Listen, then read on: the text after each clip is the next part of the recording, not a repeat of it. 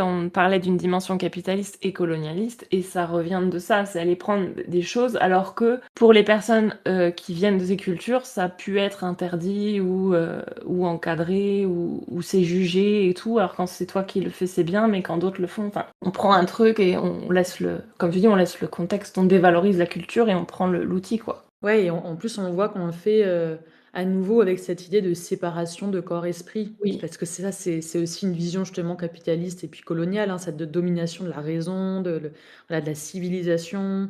Il y a un regard, méprisant justement sur les pratiques, les philosophies, orientales, comme le yoga, sur le côté, justement, spirituel, philosophique de ces pratiques. C'est-à-dire qu'on va garder l'esprit purement physique en disant: «Ah, c'est intéressant, en fait, ça nous permet voilà, d'avoir des corps plus forts, d'être plus souples, d'être peut-être plus concentrés, plus productifs» et à nouveau, voilà, on en revient à là. Mais par contre, tout l'aspect, justement, éthique, philosophique, réflexion sur le monde, réflexion sur soi-même, connexion à quelque chose de plus grand que soi, connexion aux autres, tout ça, on laisse de côté avec un regard un peu aussi, Oui. oui, colonial, mais méprisant, jugeant, comme si c'était quelque chose d'assez naïf, d'assez primitif au final, qu'on aurait, nous, on aurait dépassé tout ça, quoi.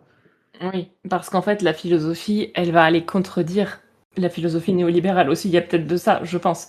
Enfin, je connais pas hyper bien le yoga, mais le peu que je connais de Qigong, de taoïsme, ça, c'est le taoïsme, la philosophie qui va avec, c'est complètement pas du tout capitalisto-compatible. Donc, il y a peut-être aussi ce rejet de, ben oui, faudrait pas trop écouter quand même, quoi.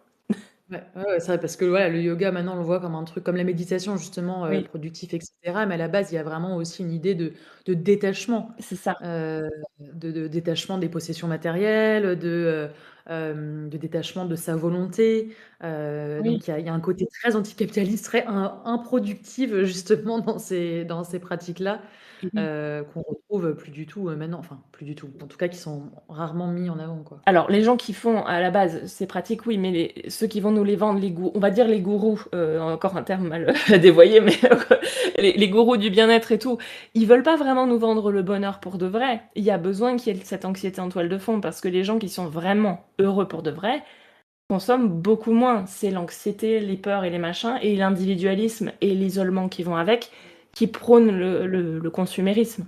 Ouais, ouais. Oui et ça, c'est un aspect aussi important que justement ces pratiques-là, à la base, c'est des pratiques qui impliquent les autres dans le sens, bah, par exemple, quand je parlais des règles éthiques dans le yoga, quand je parle de la méditation, aussi je sais pas, dans le bouddhisme, il y a vraiment cette idée aussi de compassion, envers l'autre. Enfin, c'est vraiment des pratiques qui sont aussi faites pour améliorer, nos rapports avec les autres et pour nous permettre de vivre en société, de vivre ensemble et ça, pareil, c'est un truc qui est vraiment mis de côté et maintenant c'est vendu comme un truc, voilà, très individualiste avec cette idée, en fait, c'est des pratiques qui peuvent nous isoler encore plus.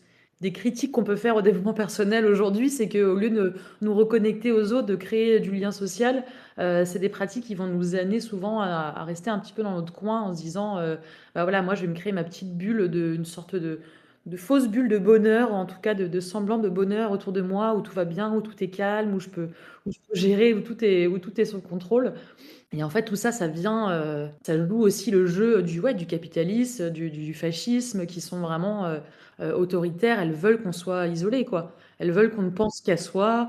Elles veulent qu'on considère l'autre comme, un peu comme l'ennemi, parce qu'il y a aussi de ça dans ce truc de positivité toxique, hein. On entend de plus en plus cette histoire, cette idée de, voilà, les autres, telle personne est toxique, donc il faut que je protège mon énergie. Donc voilà, je pose, mes limites, je veux pas de l'énergie de l'autre et puis voilà, je reste dans mon coin.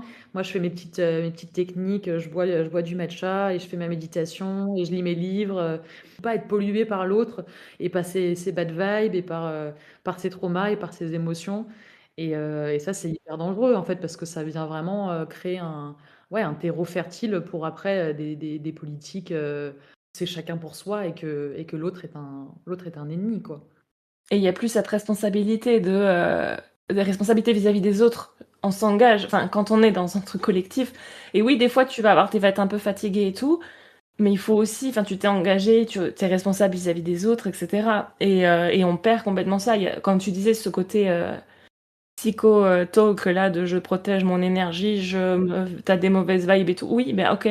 Peut-être que des fois, il y a la machine, elle te saoule, mais en fait, quand vous êtes en relation, bah, des fois, faut bon, bah, tant pis et puis, enfin, tu peux pas abandonner tes responsables enfin, si tu peux, ils t'encouragent à le faire, mais c'est pas comme ça qu'on fait collectivité.